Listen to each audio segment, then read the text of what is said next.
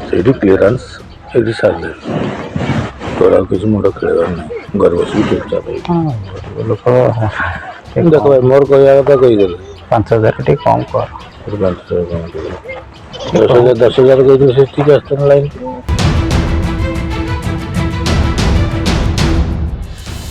Police बाबूंकर offer 5,000 टंका दियो case close कर देबी।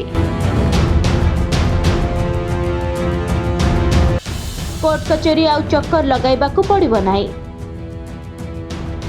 जने पुलिस बाबूंक नारे आसीची एपरी अभियोगकारी को धामनगर थाना एसआई एलके पटनायक 5,000 टंका लांच मागिबार वीडियो एबे भाइराल हेउछि। अभियोग अनुसार भद्रक जिला धामनगर अंतर्गत बागुआरी गाँव भवानी दास और प्रशांत बेहेरा मध्य पाटितुंड होइतिला।